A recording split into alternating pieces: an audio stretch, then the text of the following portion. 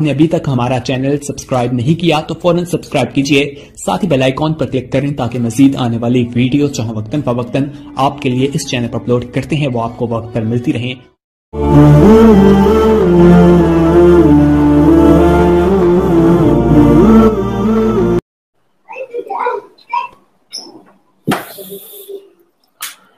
اعوذ باللہ من الشیطان الرجیم، بسم اللہ الرحمن الرحیم۔ الحمد للہ رب العالمین، والصلاة والسلام علی اشرف الانبیاء والمرسلین، وعلی آلہ وصحبہ اجمعین، اما بعد، فقد قال اللہ تبارک وتعالی: والسابقون السابقون اولئک المقربون۔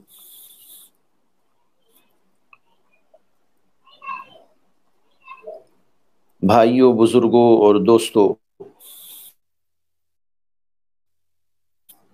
آج کا عنوان ہے بندہ اللہ کا قرب کیسے پا سکتا ہے۔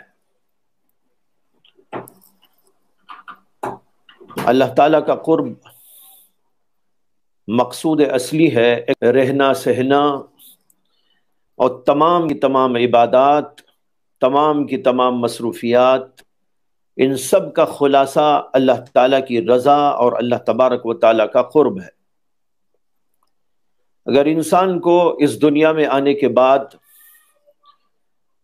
اپنی عبادات اور اپنی ریاضات اور اپنے مجاہدات، ان سب چیزوں کی وجہ سے اللہ کا قرب میسر آ گیا اور اللہ کی رضا اس کو نصیب ہو گئی، تو اس کا مطلب یہ ہے کہ اس کی زندگی کامیاب زندگی ہو گئی۔ اور اگر اس کو یہ چیز نصیب نہ ہوئی تو سب کچھ حاصل ہونے کے باوجود وہ دنیا کا سب سے زیادہ بدترین قسم کا ناکام انسان ہے۔ اللہ تعالیٰ نے قرآن پاک کے اندر ارشاد فرمایا: والسابقون السابقون اولئک المقربون۔ جو لوگ آگے بڑھنے والے ہیں وہ آگے بڑھنے والے ہیں، اور یہی لوگ دراصل اللہ سے قرب رکھنے والے ہیں۔ السابقون، آگے بڑھنے والے، یعنی جن کو اللہ نے بڑا اونچا مقام عطا کیا۔ السابقون، وہی لوگ ہیں یہ السابق، آگے بڑھنے والے، جو لوگ کہ نیکیوں میں آگے بڑھتے ہیں، اور بدترین کفار جو آج کے ہیں ان کو بھی جانتا ہے، ان کے حالات سے اچھی طرح واقف ہے۔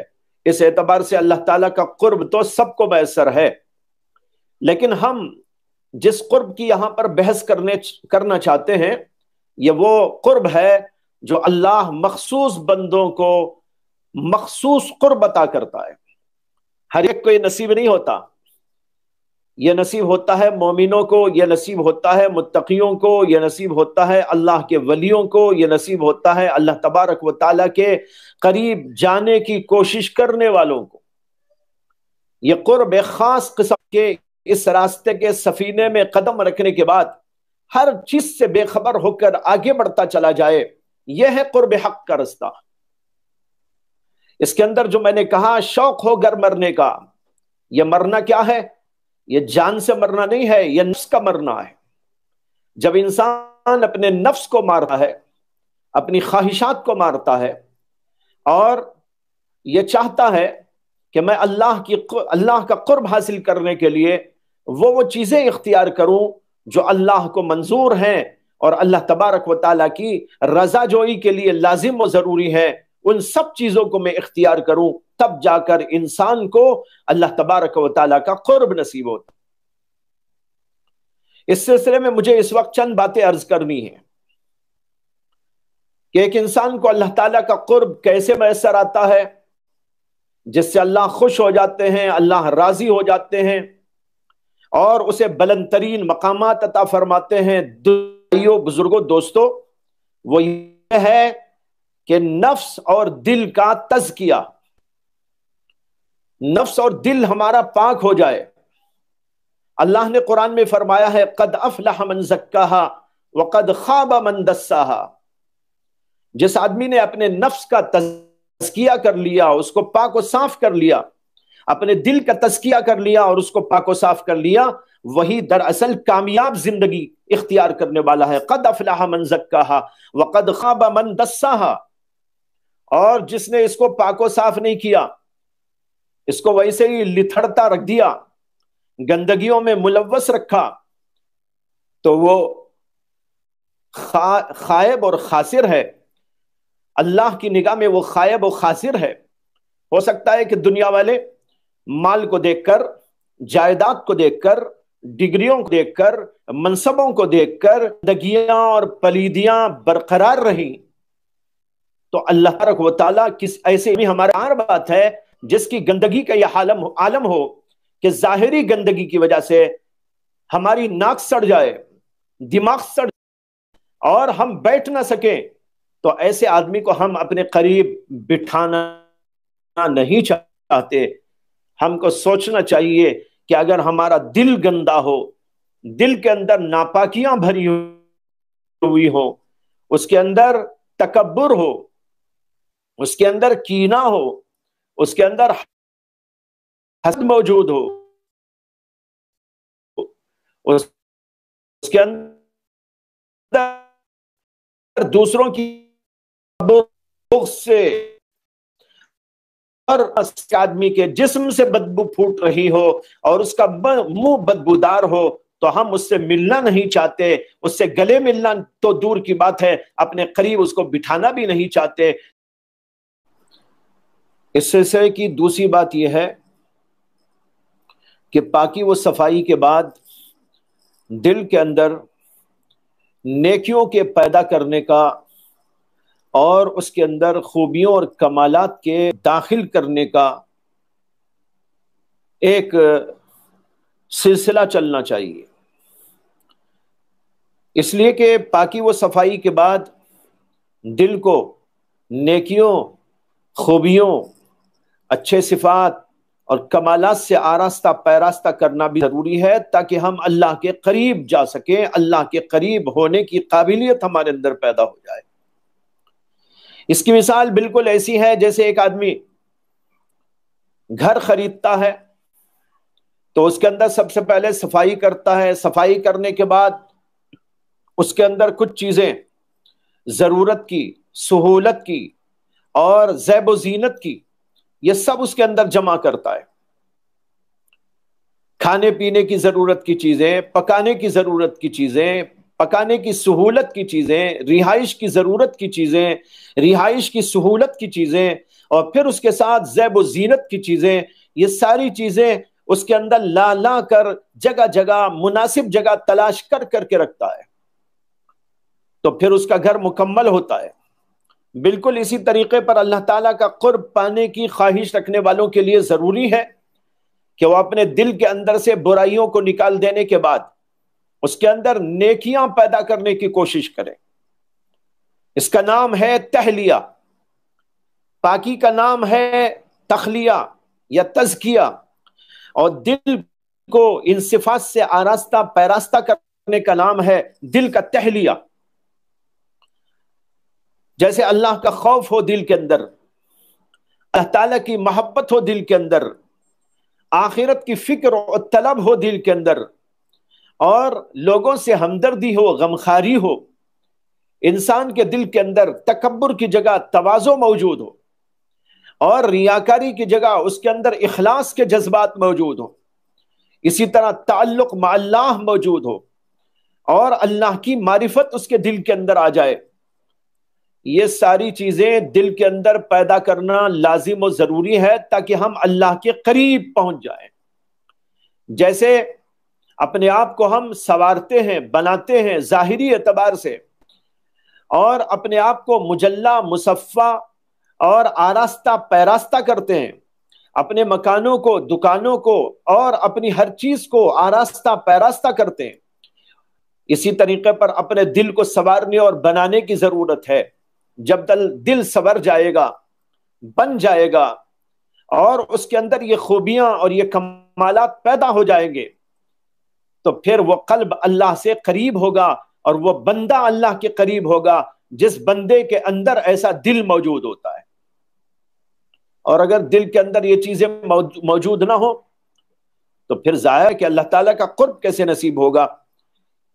تو اس لیے یہ دو چیزیں انتہائی ضروری ہیں، ایک نفس اور دل کا تزکیہ اور پاکی و صفائی، اور دوسرے دل کے اندر نیکیوں اور خوبیوں کو پیدا کر کے اس کا تحلیہ اور اس کو آراستہ پیراستہ کرنا. اسی آراستہ پیراستہ کرنے کے لیے اسلام نے ہم کو بہت ساری چیزیں دی جس کے ذریعے ہم اپنے دل کو بنا سکتے ہیں، سنوار سکتے ہیں. اور دل کو بنانے اور سنوارنے کے لیے کچھ ظاہری عبادتیں بھی دی، ظاہری چیزیں بھی عطا کی، اور ان ظاہری چیزوں کے ساتھ باطنی چیزوں کو بھی عطا کیا. جب انسان ان سب چیزوں کو لے کر اللہ تبارک و تعالیٰ کے قریب ہونے کی کوشش کرتا ہے، اللہ تبارک و تعالیٰ کے وہ قریب ہو جاتا ہے. ایک حدیث میں آتا ہے، اللہ کے نبی علیہ الصلوۃ والسلام نے فرمایا، ما تقرب الی عبدی بشیء احب الی مما افترضت علیہ، ما یزال عبدی یتقرب الی بالنوافل حتی احبہ فاذا احببته كنت سمعه الذي يسمع به وبصره الذي يبصر به ويده التي يبطش بها ورجله التي يمشي بها وإن سألني لأعطينه ولئن استعاذني لأعيذنه. یہ بڑی عجیب حدیث ہے، سمجھنے کے قابل ہے. اللہ کے نبی علیہ الصلوۃ والسلام نے اللہ کی طرف سے اس کو نقل کیا ہے، اور ایسی حدیث کا نام محدثین کی اصطلاح کے اندر ہوتا ہے حدیث قدسی. یہ حدیث قدسی ہے. اس حدیث قدسی میں اللہ تبارک و تعالیٰ کا ارشاد نقل کیا گیا ہے. اللہ فرماتے ہیں، ما تقرب الی عبدی بشیء احب الی مما افترضت علیہ. کوئی بھی بندہ میرے سے کسی بھی چیز سے قریب نہیں ہوا اس سے زیادہ جو میں نے اس کے اوپر فرض کیا ہے. یعنی جو چیزیں میں نے اس کے اوپر فرض کی ہیں ان سے جتنا قرب بندے کو میرے سے حاصل ہوتا ہے اس سے زیادہ کسی اور چیز سے اس کو حاصل نہیں ہو سکتا. اگر کوئی بندہ اللہ کے قریب ہونا چاہتا ہے تو فرمایا گیا ہے کہ فرائض کی پابندی ضروری ہے. اگر فرائض کی پابندی نہیں کرتا تو وہ کچھ بھی کر لے لیکن اللہ کے قریب کبھی نہیں ہو سکتا. اللہ کے قریب اگر ہونا ہے تو یہ انتہائی لازم و ضروری ہے کہ بندہ اللہ کی فرض کردہ چیزوں کے اوپر پابندی کرے. فرض کیا کیا ہیں؟ ہم چند فرضوں کو جانتے ہیں، پورے فرضوں کو بھی نہیں جانتے، اور اسی وجہ سے بہت سارے لوگوں کی گاڑی اٹکتی رہتی ہے. بہت سارے سالکین اور اللہ کی راہ میں چلنے والے لوگ ذکر بھی کر رہے ہیں، تسبیحات بھی پڑھ رہے ہیں اور مختلف عبادات بھی کر رہے ہیں، لیکن اس کے باوجود ان کی گاڑی اٹکی ہوئی ہے، آگے نہیں بڑھ رہی ہے. لوگ شکایت بھی کر رہے ہیں کہ ہم آگے نہیں بڑھ پا رہے ہیں. وجہ یہ ہے کہ بہت سے لوگوں کو یہی خبر نہیں ہے کہ ہمارے اوپر کیا کیا ضروری ہے، ہمارے اوپر کیا کیا فرض ہے. چند فرضوں کو ہم نے جانا. ہم نے یہ جانا کہ نماز فرض ہے، ہم نے یہ جانا کہ روزہ فرض ہے، ہم نے یہ جانا کہ زکوٰۃ فرض ہے، ہم نے یہ جانا کہ حج فرض ہے، لیکن ہم نے یہ نہیں جانا کہ اللہ کی محبت بھی فرض ہے. ہم نے یہ نہیں جانا کہ اللہ کی معرفت بھی فرض ہے. ہم نے یہ نہیں جانا کہ اللہ کا خوف بھی فرض ہے. ہم نے یہ نہیں جانا آخرت کی فکر و طلب بھی ہمارے اوپر لازم و ضروری ہے. ان کو بھی اللہ نے اب ہمارے اوپر فرض قرار دیا ہے. اسی طرح یہ بھی فرض ہے نماز پڑھیں، نماز کے ساتھ اخلاص بھی فرض ہے، خشوع اور خضوع بھی ضروری ہے. اور اسی طریقے پر بہت سارے اعمال ہیں جن کا تعلق دل سے ہے، لیکن بہت سارے لوگ یہ نہیں جانتے کہ یہ بھی ہمارے اوپر ضروری اور فرض ہے. جب یہی نہیں جانا تو اس کی کوشش کیا کریں گے؟ بہت سارے پڑھے لکھے لوگ، بہت سارے وہ حضرات جو علوم شرعیہ کو بھی پڑھتے ہیں، بہت سارے مدارس کے طلبہ جو دینی علوم کے حامل کہلاتے ہیں، ان کے اندر بھی ہم یہ کمی دیکھتے ہیں کہ ان کو بھی تمام فرائض کا علم نہیں ہے. صرف ظاہری فرائض کو وہ جانتے ہیں، باطنی فرائض جو اسلام نے ہمارے اوپر عائد کیے ہیں بیشتر لوگ وہ ہیں جو ان کو نہیں جانتے. اب بتائیے کہ وہ جب جانتے ہی نہیں تو اس کو حاصل کیسے کریں گے؟ اسی لیے اس میں بڑی غفلت ہے، اللہ کی محبت حاصل کرنے کے بارے میں غفلت ہے، اور اخلاص پیدا کرنے کے سلسلے میں محنت، اس میں غفلت ہے۔ تواضع یہ ضروری، لیکن اس کے باوجود اس سلسلے میں بڑی غفلت ہے۔ تو اس طریقے پر جو فرائض تھے وہ فرائض بھی ہم نے پورے ادا نہیں کیے، تو پھر اللہ کا قرب کیسے ملے گا؟ اللہ کہتے ہیں ما تقرب الی عبدی بشیء احب الی مما افترضت علیہ، جو چیز میں نے فرض کی ہے اس سے زیادہ کوئی چیز ایسی نہیں ہے جس کی وجہ سے بندہ میرے سے قریب ہو سکتا ہو۔ لہذا سب سے پہلے تو ہمیں یہ علم حاصل کرنا چاہیے کہ ہمارے اوپر اللہ نے اپنی شریعت کے اندر کن کن چیزوں کو واجب اور ضروری قرار دیا ہے۔ ایک بات تو یہ ہوئی جو اس حدیث کے اندر بیان کی گئی ہے، اور دوسری بات یہ فرمائی ما یزال عبدی یتقرب الی بالنوافل حتی احبہ، فرمایا کہ میرا بندہ نوافل کے ذریعے میرا تقرب حاصل کرتا رہتا ہے، یہاں تک کہ میں اس کو پسند کر لیتا ہوں، میں اس سے محبت کر لیتا ہوں۔ حتی احبہ فَإِذَا أَحْبَبْتُهُ كُنْتُ سَمْعَهُ الَّذِي يَسْمَعُ بِهِ، اور جب میں اس کو پسند کر لیتا ہوں تو میں اس کے کان بن جاتا ہوں جس سے کہ وہ سنتا ہے، وَبَصَرَهُ الَّذِي يُبْصِرُ بِهِ، اور میں اس کی آنکھ بن جاتا ہوں جس سے کہ وہ دیکھتا ہے، وَيَدَهُ الَّتِي يَبْطِشُ بِهَا، اور میں اس کے ہاتھ بن جاتا ہوں جس سے کہ وہ پکڑتا ہے، وَرِجْلَهُ الَّتِي يَمْشِي بِهَا، اور میں اس کے پیر بن جاتا ہوں جس سے کہ وہ چلتا ہے۔ پہلے تو فرمایا فرائض سب سے زیادہ اہم چیز ہے جس کے ذریعے بندہ اللہ کا قرب پاتا ہے۔ دوسرے نمبر پر فرمایا کہ بندہ فرض کے بعد میرا تقرب حاصل کرتا ہے نوافل کے ذریعے۔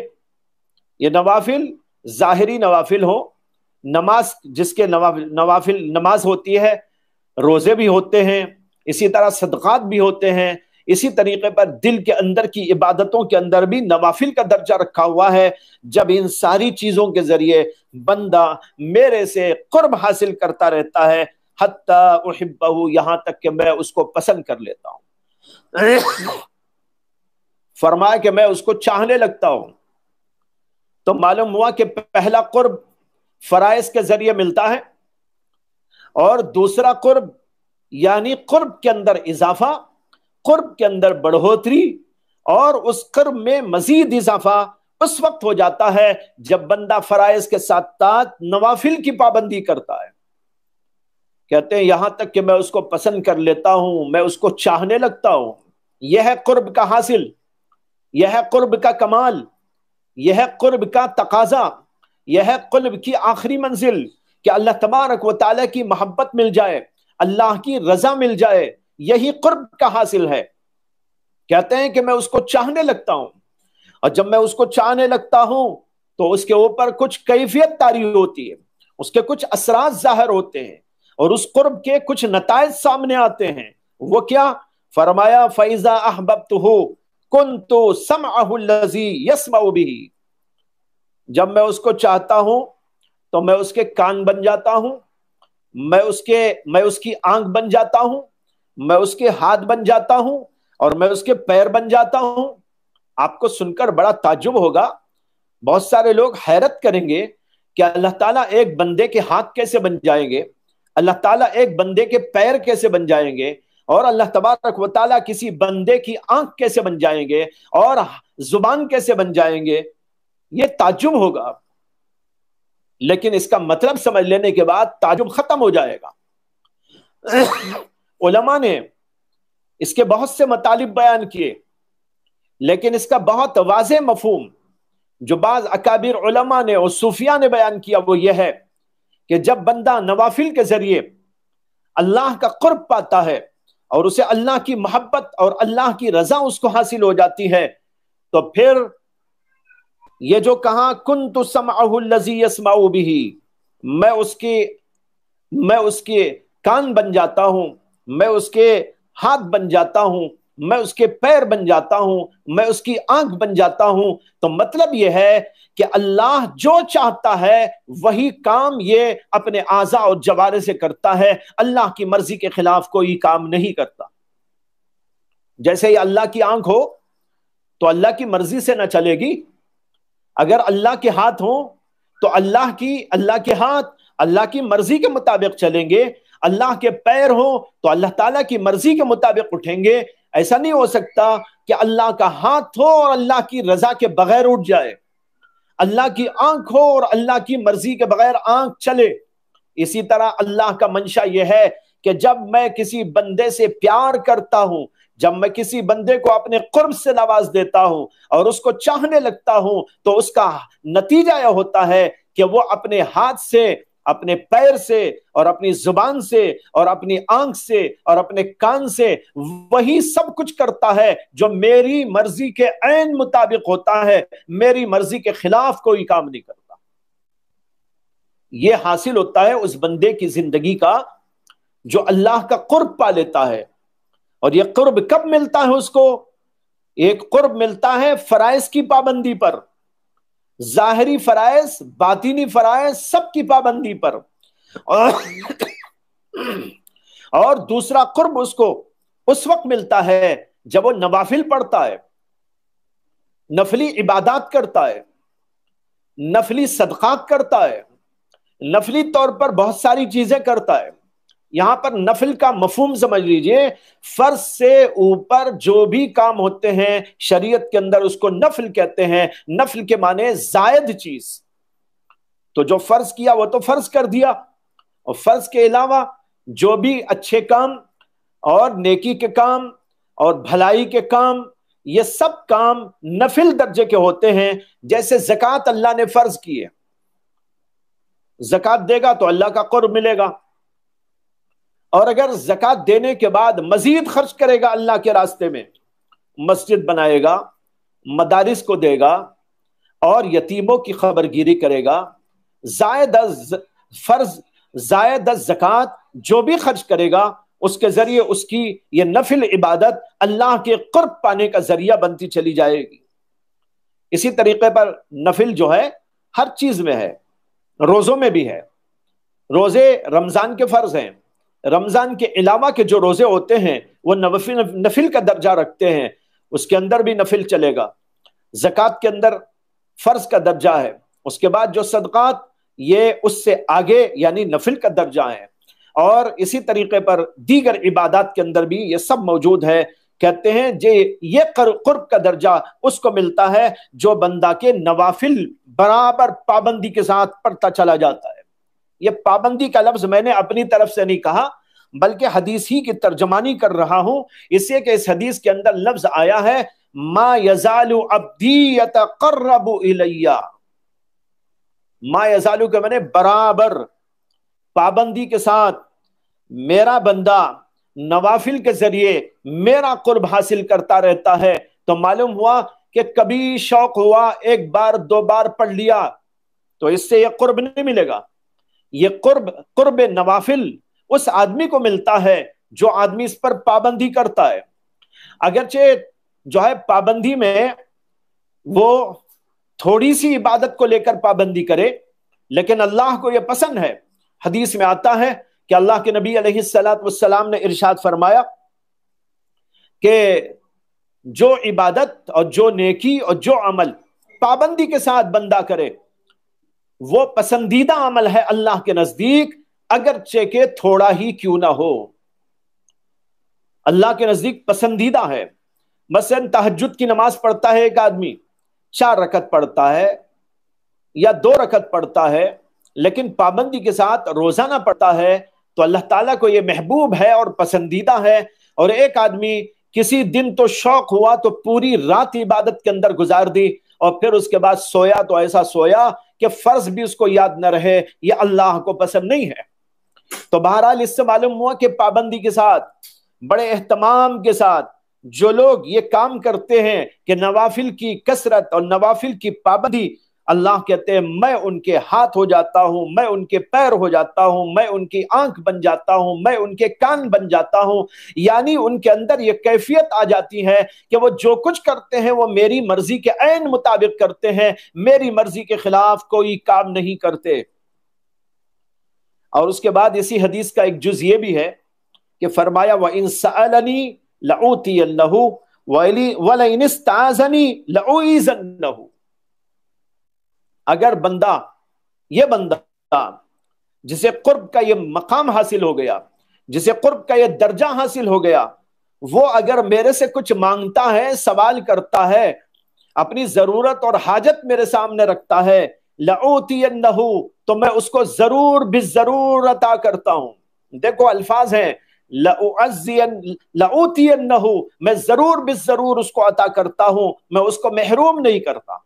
वलइन इस्ताज़नी लऊइज़न्नहु, और अगर ये कुर्ब वाला बंदा मेरे से पनाह चाहता है, किसी बुराई से पनाह चाहता है, किसी शैतान से पनाह चाहता है, किसी दुश्मन से पनाह चाहता है, किसी बुराई से पनाह चाहता है, किसी खौफनाक चीज से पनाह चाहता है, लऊइज़न्नहु, तो मैं उसको पनाह भी अता करता हूं। तो मतलब यह हुआ कि बंदा कुर्ब के ऐसे मकाम पर पहुंच जाता है, अल्लाह उसकी कोई बात को रद्द नहीं फरमाते, जो वो सवाल करता है अल्लाह उसको अता करते हैं। और अगर वो अपनी जरूरत पेश करता है तो वो जरूरतें पूरी कर दी जाती हैं, और अगर किसी खौफनाक चीज से और किसी दुश्मन से वो पनाह चाहता है तो अल्लाह ऐसे दुश्मनों से उसको पनाह भी अता करते हैं। तो भाइयों, यह है काम जो हमको तीसरे नंबर पर करना है। पहले नंबर पर मैंने बताया था नफ्स का तज़किया, दूसरे नंबर पर मैंने बताया था कल्ब का तहलिया, और तीसरे नंबर पर मैंने बताया है कि अपने दिल को संवारने बनाने के लिए शरीयत ने कुछ चीजें दी हैं, कुछ फराइज अता फरमाए हैं, कुछ नवाफिल अता फरमाए हैं। इन सब की पाबंदी करने से अल्लाह ये मकाम अता करता है जिसको कुर्ब का मकाम कहा जाता है। और जब बंदा अल्लाह की तरफ चलना चाहता है तो सालिकीन मायूस ना हो कि भाई ये तो बड़ा मुश्किल काम है। नहीं, बहुत आसान काम है। मैं एक और हदीस आपको सुना देता हूं ताकि आपके दिल पर तसल्ली का एक असर बाकी रहे, और सालिक अल्लाह के रास्ते में चलने वाला, अल्लाह के रास्ते में चलने का इरादा करने वाला कहीं मायूस ना हो जाए। अल्लाह ताला ने कहा, एक हदीस है और ये हदीस भी हदीस कुदसी है, उसके अल्फाज ये हैं कि अल्लाह ने फरमाया मन तक़र्रब मिन्नी शिबरन तक़र्रबतु इलैहि ज़िराअन वमन तक़र्रब इलैया ज़िराअन तक़र्रबतु इलैहि बाअन वमन अतानी यमशी अतैतुहु हरवलतन।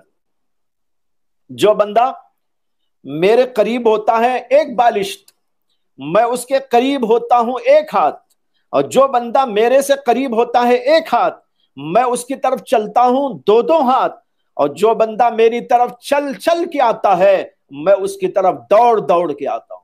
कैसी अजीब हदीस है, कितनी प्यारी हदीस है, और किस कदर अजीम तसल्ली का सामान है अल्लाह वालों के लिए और उन सालिकीन के लिए जो अल्लाह के रास्ते में चलने का इरादा करते हैं। यहां मायूसी कुछ नहीं है, यहां तो यह है कि हमारे अंदर कमजोरी है, उस कमजोरी को दूर कीजिए और कदम बढ़ाइए। जब हम कदम बढ़ाएंगे फराइज की पाबंदी के लिए, जब हम कदम बढ़ाएंगे नवाफिल की कसरत और उसकी पाबंदी के लिए, और हम थोड़ा भी इसमें आगे बढ़ते हैं, अल्लाह तबारक व ताला हमें अपनी तरफ खींच लेते हैं, और अल्लाह तबारक व ताला हमको अपना बनाने की खुद जो है इस सिलसिले में अल्लाह की तरफ से पेश कदमी होती है। उसी का इस हदीस के अंदर जिक्र है, मन तक़र्रब मिन्नी शिबरा, जो मेरे से एक बालिश करीब होता है। अब एक बालिश थोड़ा सा आगे बढ़ रहा है, अल्लाह कहते हैं तक़र्रबतु इलैहि ज़िराअन, मैं उसके करीब होता हूं एक हाथ। यानी मतलब यह है कि मैं उससे करीब होने के लिए मैं खुद आगे बढ़ता हूं। वमन तक़र्रब इलैया ज़िराअन, और जो आदमी मेरे से करीब होता है एक हाथ, तक़र्रबतु इलैहि बाअन, तो मैं उसके करीब होता हूं दो दो हाथ। वमन अतानी यमशी, और जो मेरी तरफ आता है चल चल के, रेंग रेंग के, اللہ کہتے ہیں اتیتہ ہرولتن، میں اس کے طرف دوڑ دوڑ کے آتا ہوں، اس کو محروم ہونے نہیں دیتا۔ اس لیے میرے بھائیوں، اللہ کے قریب ہونے کی کوشش کریں، پابندی کریں، فرائض کی پابندی کریں، نوافل کی پابندی کریں، ذکر کا اہتمام کریں، تلاوت کا اہتمام کریں، وظائف کا اہتمام کریں، اور جو شیوخ نے آپ کو کچھ پڑھنے کے لیے دیا اس کی پابندی کریں، اللہ سے دعاؤں کا اہتمام کریں، اور قرآن مجید کی تلاوت کا خاص ذوق پیدا کریں۔ ان ساری چیزوں کے ذریعے اللہ کا قرب نصیب ہوتا ہے۔ یہ سب چیزیں اس میں آ گئی، میں نے اشارتاً کہہ دیا۔ فرائض تو ہم کو معلوم، لیکن میں نے کہا نا کہ کچھ فرض ہم کو معلوم بھی نہیں ہے، جس کی طرف میں نے اشارہ دیا۔ اللہ کی محبت فرض ہے۔ آپ کہیں گے کہاں فرض ہے؟ قرآن مجید کے اندر موجود ہے۔ اور فرض ہی نہیں، میں اس کے ساتھ ایک اور بات بتاؤں، قرآن و حدیث ہی کی روشنی میں اللہ کی اور اللہ کے رسول کی محبت اس قدر ہونی بھی فرض ہے کہ اتنی محبت والدین کی بھی نہ ہو، اتنی محبت بیوی بچوں سے بھی نہ ہو، اتنی محبت مال دولت سے بھی نہ ہو، اتنی محبت کسی رشتہ دار سے نہ ہو، ایسی محبت کسی اور سے نہ ہو۔ ایسی محبت کا ہونا بھی فرض ہے۔ حدیث میں آتا ہے، اللہ کے نبی علیہ السلام نے ارشاد فرمایا کہ تم میں سے کوئی آدمی اس وقت تک کامل مومن نہیں ہو سکتا، لا یؤمن احدکم حتی اکون احب الیہ من والدہ وولدہ والناس اجمعین۔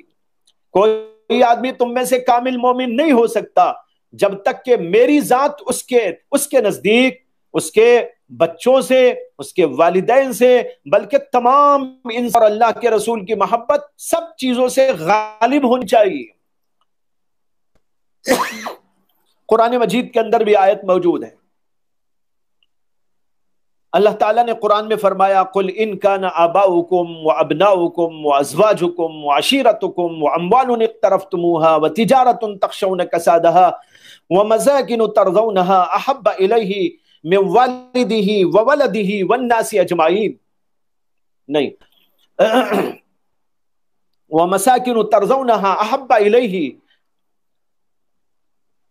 جس میں آگے کا کچھ شک ہو گیا، جس کا مطلب عرض کرتا ہوں کہ اللہ تعالیٰ نے فرمایا کہ اگر تمہارے والدین اور تمہارے اولاد اور تمہارے بھائی بہن اور تمہاری بیویاں اور تمہارے تمہارا مال اور دولت اور تمہاری تجارتیں، یہ سب چیزیں، اور تمہارے مکانات، یہ سب چیزیں تمہیں اگر اللہ سے زیادہ محبوب ہے، اللہ کے رسول سے زیادہ محبوب ہے، اور اللہ کے راستے میں جہاد سے زیادہ محبوب ہے، احب الیکم من اللہ ورسولہ وجہاد فی سبیلہ فتربصوا حتی یاتی اللہ بامرہ۔ یہ آیت ہے کہ اگر یہ چیزیں تمہیں اللہ سے زیادہ محبوب ہیں، اللہ کے رسول سے زیادہ محبوب ہیں، اللہ کے راستے میں جہاد سے زیادہ محبوب ہیں، تو فتربصوا حتی یاتی اللہ بامرہ، تو انتظار کرو کہ تمہارے اوپر اللہ کا عذاب نازل ہو جائے۔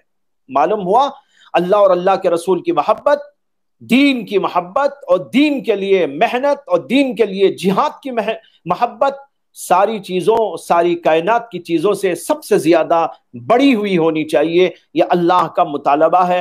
تو معلوم ہوا کہ یہ بھی ایک فرض ہے، لیکن اس فرض کے اندر بھی غفلت ہے۔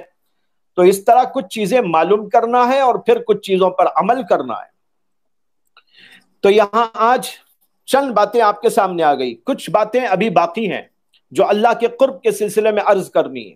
جو آج باتیں آئی اس میں پہلی بات تو تھی نفس اور دل کا تزکیہ، اور دوسری بات تھی کہ قلب کا تہلیہ، اور تیسری بات یہ عرض کی گئی تھی اسی تہلیے کے سلسلے میں کہ اپنے دل کو اور اپنے ظاہر کو اور باطن کو کچھ چیزوں سے آراستہ اور پیراستہ کرنا، اور اس کے اندر یہ چیزیں آپ کے سامنے عرض کی گئی۔ یہ سب چیزوں کو اختیار کرنے سے اللہ تبارک و تعالیٰ کا قرب نصیب ہوتا ہے۔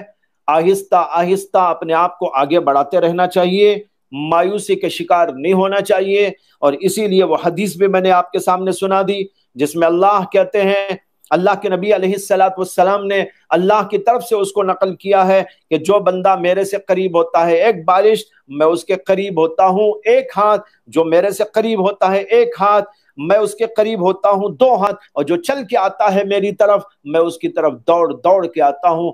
جب یہ صورتحال ہے تو مایوس ہونے کی کیا بات ہے، اس کے لیے تھوڑی سی محنت کی ضرورت ہے۔ اللہ تبارک و تعالی مجھے بھی آپ کو بھی اس کی توفیق عطا فرمائے، اور جو کچھ سنا گیا اس پر عمل کی بھی اللہ ہم سب کو توفیق عطا فرمائے۔ وآخر دعوانا ان الحمد للہ رب العالمین۔ دعا کر لیجئے۔ اللہم صلی علی سیدنا مولانا محمد وعلی آل سیدنا مولانا محمد وبارک وسلم۔ ربنا آتنا فی الدنیا حسنة وفی الآخرة حسنة وقنا عذاب النار۔ ربنا لا تزغ قلوبنا بعد إذ هديتنا وهب لنا من لدنك رحمة إنك أنت الوهاب۔ ربنا لا تجعلنا فتنة للقوم الظالمين ونجنا برحمتك من القوم الكافرين۔ ربنا لا تؤاخذنا إن نسينا أو أخطأنا۔ ربنا ولا تحمل علينا إصرا كما حملته على الذين من قبلنا۔ ربنا ولا تحملنا ما لا طاقة لنا به واعف عنا واغفر لنا وارحمنا أنت مولانا فانصرنا على القوم الكافرين۔ لا إله إلا الله الحليم الكريم، سبحان الله رب العرش العظيم، الحمد لله رب العالمين۔ اللهم إنا نسألك موجبات رحمتك وعزائم مغفرتك ومنجيات أمرك والسلامة من كل اسم والغنيمة من كل بر والفوز بالجنة والنجاة من النار۔ اللهم لا تدع لنا ذنبا إلا غفرته ولا هما إلا فرجته ولا ضرا إلا كشفته ولا دينا إلا قضيته ولا مريضا إلا شفيته ولا ضالا إلا هديته ولا فقيرا إلا أغنيته ولا حاجة من حوائج الدنيا والآخرة هي لك رضا إلا قضيتها ويسرتها يا أرحم الراحمين۔ اے اللہ ہمارے گناہوں کو معاف فرما، ہماری خطاؤں کو درگزر فرما۔ اے اللہ ہمارے سینوں کو اپنی محبت سے آراستہ پیراستہ فرما۔ اے اللہ ہمارے دلوں میں اپنا خوف اور خشیت پیدا فرما، تقوی والی زندگی عطا فرما، نمازوں اور فرائض کی پابندی عطا فرما، نوافل میں آگے بڑھنے کی توفیق عطا فرما۔ اے اللہ جو بیمار ہیں انہیں شفا عطا فرما۔ اے اللہ جو مرحوم ہو چکے ان سب کی مغفرت فرما۔ اے اللہ ہمارے بچوں میں دین پیدا فرما، عورتوں میں دین پیدا فرما۔ اے اللہ سارے گھروں کے اندر دینداری کا ماحول پیدا فرما۔ اے اللہ جو لوگ بے روزگار ہیں ان کے روزگار کا فیصلہ فرما۔ اے اللہ جو پریشان حال ہے ان کی پریشانیوں کو دور فرما۔ اے اللہ ہم سب کی حاجتوں کو ضرورتوں کو پورا فرما۔ اے اللہ آپ ہی مشکل کشا ہیں، اے اللہ آپ ہی حاجت روا ہیں، اے اللہ ہر چیز آپ ہی کے اختیار میں ہے۔ اے اللہ آپ جو چاہتے ہیں وہی ہوتا ہے۔ اے اللہ محض اپنے فضل سے کرم سے ہماری ہر ضرورت کو پورا فرما، دین کی ضرورت کو بھی پورا فرما، دنیاوی ضرورتوں کو بھی پورا فرما۔ اے اللہ ہماری ضرورتوں کو پورا فرما، ہمارے متعلقین کی ضرورتوں کو پورا فرما۔ اے اللہ ہمارے چاہنے والوں کی ضرورتوں کو پورا فرما۔ اے اللہ ہمارے اساتذہ کی ضرورتوں کو پورا فرما۔ اے اللہ ہمارے شاگردوں کی ضرورتوں کو پورا فرما۔ اے اللہ ہمارے متعلقین کی ضرورتوں کو پورا فرما۔ اے اللہ پوری امت کی ضرورتوں کو پورا فرما۔ اے اللہ امت مسلمہ کے حال پر رحم فرما، کرم فرما۔ اے اللہ جو اس وقت میں صورتحال ہے اے اللہ اس کے اندر اے اللہ ہم سب کے سب آپ کے جناب کے اندر توبہ کرتے ہیں، استغفار کرتے ہیں۔ اے اللہ آپ ہی سے مدد چاہتے ہیں، آپ ہی کے در کے اوپر سر رکھتے ہیں، آپ ہی کے سامنے ہاتھ پسارتے ہیں۔ اے اللہ ہماری ہر ضرورت کو، ہماری ہر مشکل کو، ضرورت کو پورا فرما، ہر مشکل کو آسان فرما۔ اے اللہ ہماری ہر طرح ہماری مدد فرما اور نصرت فرما۔ اے اللہ محض اپنے فضل سے کرم سے ہم جب تک زندہ رہیں دین اسلام کی زندگی عطا فرما، سنتوں والی زندگی عطا فرما، تقوی والی زندگی عطا فرما، اسلام کے اوپر کامل یقین کے ساتھ زندگی عطا فرما، موت کے وقت ایمان اور کلمے کی موت نصیب فرما۔ اے اللہ ہماری اس دعا کو محض اپنے فضل سے کرم سے قبول فرما. ربنا تقبل منا انك انت السميع العليم وتب علينا انك انت التواب الرحيم. سبحان ربك رب العزة عما يصفون وسلام على المرسلين والحمد لله رب العالمين.